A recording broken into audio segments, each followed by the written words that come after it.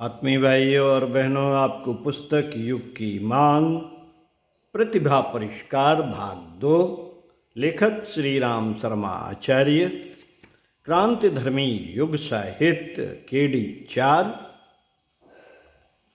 पढ़कर सुनाते हैं।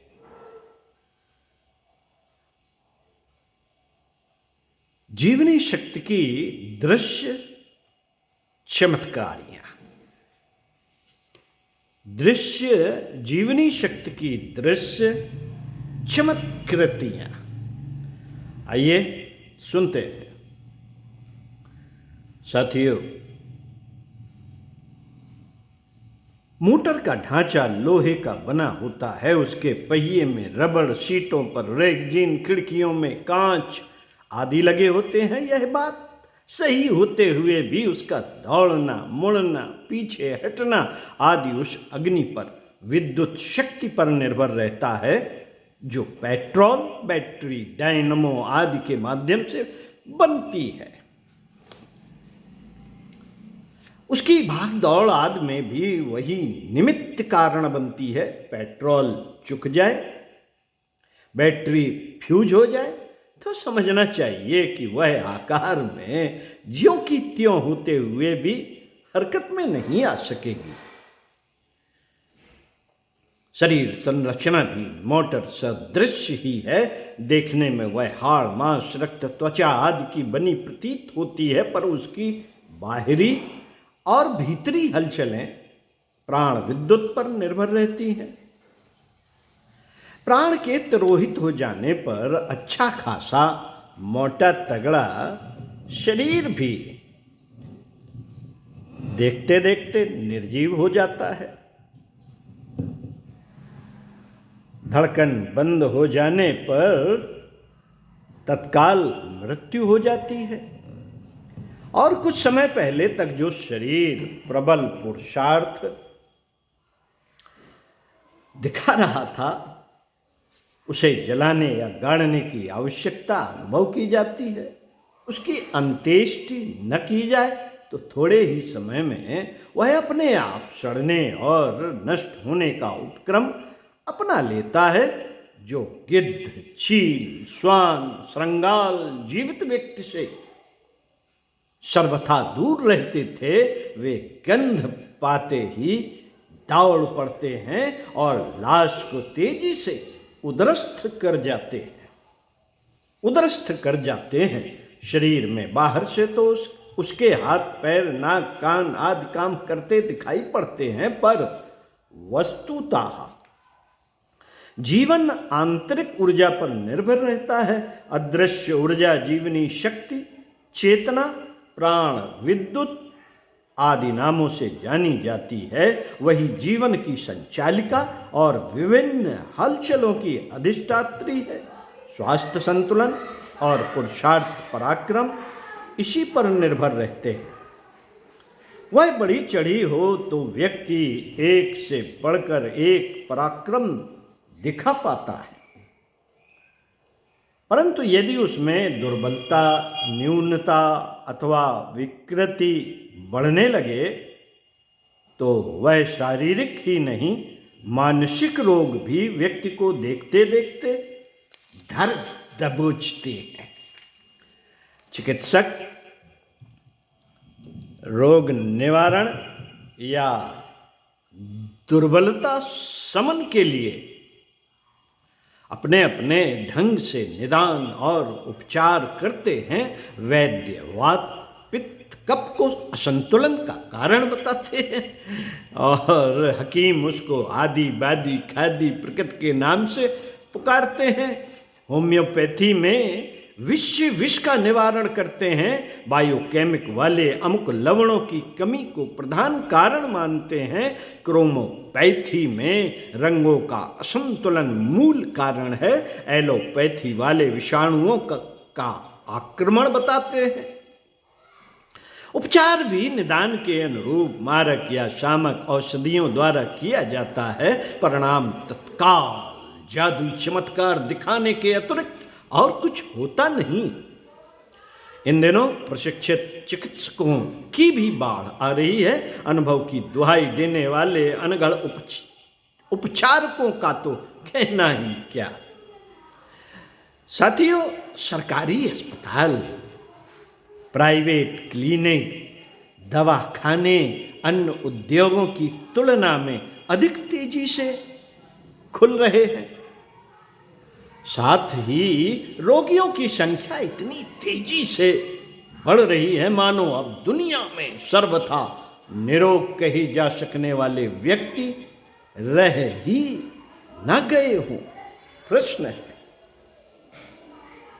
इलाज सभी करते हैं, पर कुछ दिन चमत्कार दिखाने के उपरांत सभी उपचार निरर्थक हो जाते हैं। मरीज एक से दूसरे चिकित्सक का दरवाजा खटखटाते मौत के दिन पूरे करता है। चिकित्सक भी इस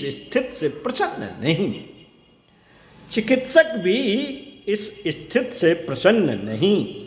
पुरानी दवाओं को कम महत्व ही मानकर वे नई नई दवाएं खोजते और उनको नए आविष्कार कहकर उत्साह भरा ढिंढोरा पीटते रहते हैं। इतने पर भी ढाक के 3 पात ही रहते हैं। पर्यवेक्षणकर्ता एक स्वर से बताते हैं कि रोगों की किस्में, नए रोगियों की संख्या इतनी तेजी से बढ़ रही है कि चिकित्सा क्षेत्र के अधिष्ठाता हतप्रभ हैं और अपनी पराजय को स्वीकार करने की अपेक्षा सशक्त विषाणुओं के तूफानी आक्रमण, मौसम परिवर्तन, रोगी के असंयम आदि के ऊपर दोष मढ़कर अपनी असफलता पर पर्दा डालने की प्रवंचना रचते रहते हैं। पुराने जमाने में बुखार, खांसी, दस्त आदि सीमित रोग थे, पर अब तो उनका वर्गीकरण बढ़ी चढ़ी रोग तालिका के रूप में प्रस्तुत किया जाता है। उनकी विभीषिका भी बढ़ी चढ़ी है। दमा, अल्सर, मधुमेह, उच्च रक्तचाप से लेकर एड्स और कैंसर जैसे भयानक रोगों का ज्वार बढ़ता जाता है। भाटा आने और उतार दीख पड़ने की प्रतीक्षा निराशा बनकर रह जाती है। कब्ज, जुकाम, अनिद्रा जैसे रोगों का तो कहना ही क्या। वे तो नए फैशन के रूप में एक से अनेकों पर अपना आधिपत्य जमाते देखे जाते हैं। उपचारकर्ता अपनी पराजय की झेप मिटाने और रोजगार चलाने के लिए बढ़ चढ़कर प्रशंसा करके उपचार, बचाव आदि का लबादा ओढ़ते रहते हैं, पर सच्चाई अपनी जगह पर अड़ी रहकर पूछती है कि चिकित्सा तंत्र जब तूफानी गति से बढ़ रहा है तो सर्वसाधारण को आरोग्य रक्षा का आश्वासन क्यों नहीं मिलता। प्रश्न, इस असमंजस के निवारण के लिए तनिक अधिक गहराई में उतरने की जरूरत है। खोजों का अंतिम निष्कर्ष आज या कल एक ही निकलने वाला है कि मनुष्य की जीवनी शक्ति बेतरह घट रही है एवं वही स्थित व्याधियों को आमंत्रित कर रही है। यह स्थिति वस्तुतः दयनीय है। रोगी को अपराधी न कहा जाए तो कम से कम अभागा तो कहा ही जाएगा। वह जीवन के वास्तविक लाभ, प्रगतिशीलता के रसास्वादन से प्रायः वंचित ही बना रहता है। स्थिति चिंताजनक है, विशेषतया तब जब लोगों में से अधिकांश तीव्र या मंद शारीरिक रोगों से घिरे पाए जाते हैं। भीतरी जीवन शक्ति की दुर्बलता, घटोत्तरी एवं विकृत को यदि दुर्बलता, क्षीणता, रुग्णता का प्रमुख कारण ठहराया जाए तो यह उचित ही होगा। इन दिनों यही उपक्रम चल रहा है और आरोग्य की दृष्टि से लोग दिन दिन दुर्बल बनते जाते हैं। अस्वस्थता आज की सबसे बड़ी समस्या है। उसके कारण पुरुषार्थ प्रगति करने के सत्परिणाम उपलब्ध कर सकना कठिन पड़ता है। जो स्वयं दूसरों की सहायता चाहता है, जो स्वावलंबन तक संजो नहीं पाता, तो वह प्रगति कैसे करेगा? प्रश्न। साथियों, यह सत्य कोई समझे या न समझे, पर जीवट की कमी एक ऐसी विडंबना है कि जिसके कारण मनुष्य जीवित रहते हुए भी एक प्रकार से पूर्ण मृतक नहीं तो अर्ध मृतक जैसा तो निश्चित रूप से बनकर ही रहता है। शरीर देखने में सही होते हुए भी, निर्जीव निस्तेज मस्तिष्क शिक्षित होते हुए भी कठिनाइयों से उबर पाने में असमर्थ और प्रगति की इच्छा चेष्टा करते हुए भी असफल रहता है। इसके पीछे एक ही व्यवधान काम करता है कि उस ऊर्जा का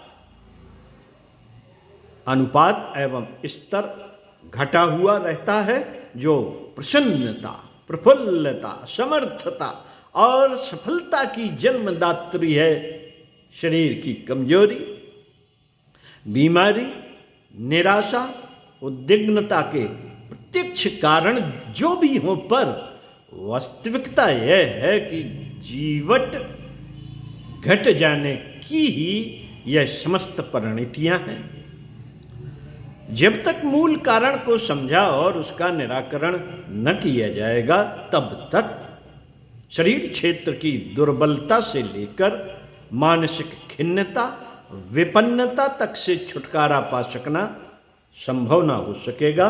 थोड़ी देर के लिए उन्हें झुठलाकर मन बहला लिया जाए तो यह दूसरी बात। जीवन शरीर और मन तक ही सीमित नहीं है, उसमें पग पग पर अवरोधों से जूझना भी पड़ता है और अपने ढंग से अपनी प्रगति के लिए रास्ता खुद ही बनाना पड़ता है। इसके लिए अभीष्ट शक्ति सामर्थ्य न हो तो कुछ करते धरते ही नहीं बन पड़ता। किंग कर्तव्य विमूढ़ हतप्रभ की तरह ज्यों का त्यों खड़ा रह जाना पड़ता है। सांस तो लोहार की दौकनी भी लेती रहती है। अनाज खाने और आटा नीचे निकाल लेने का ढर्रा तो चक्की भी घुमाती रहती है।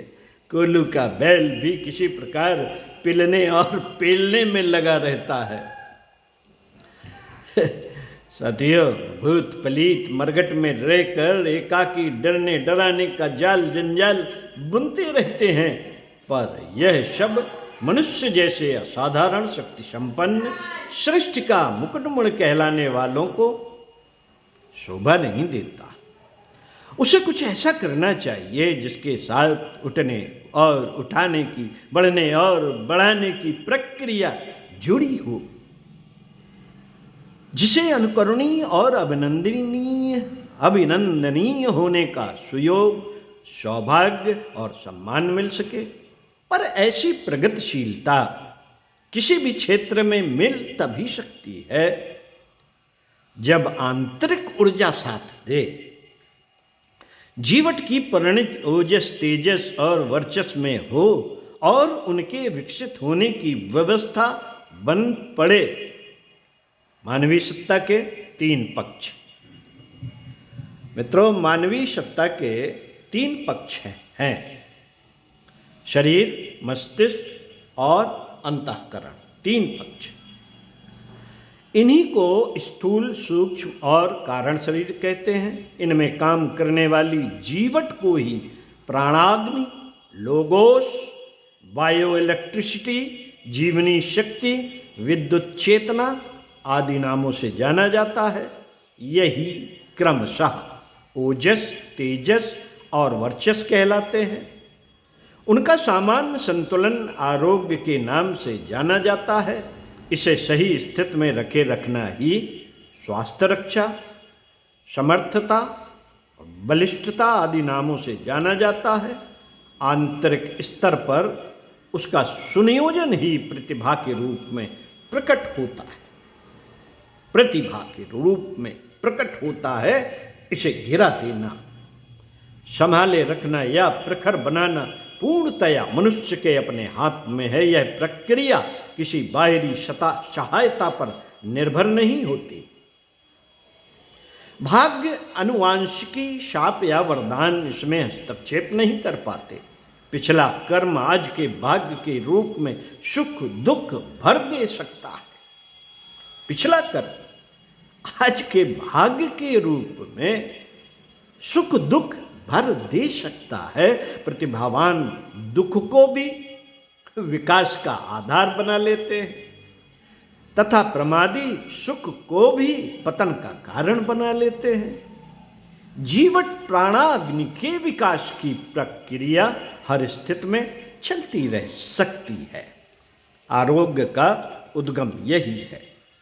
नस नाड़ियाँ, मांसपेशियों, जीव कोशों में इसी का प्रभाव काम करता देखा जाता है।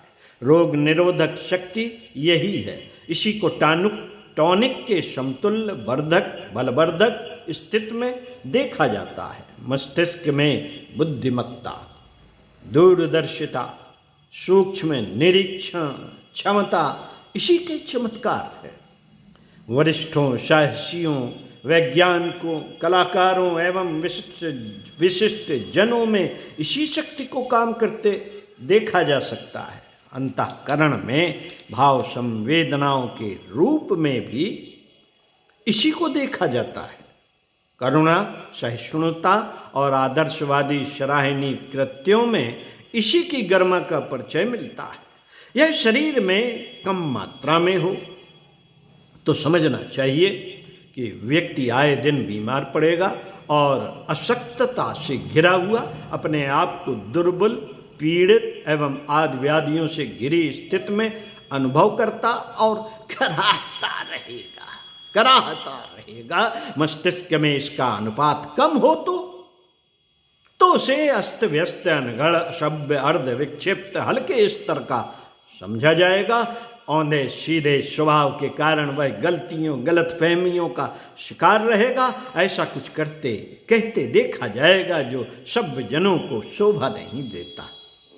अंतःकरण की दृष्टि से हे स्तर वाले निष्ठुर, निर्मम, नीरस, स्वार्थी और पतित स्तर के आचरण करते और उपहास अपमान सहते दिखाई देते हैं।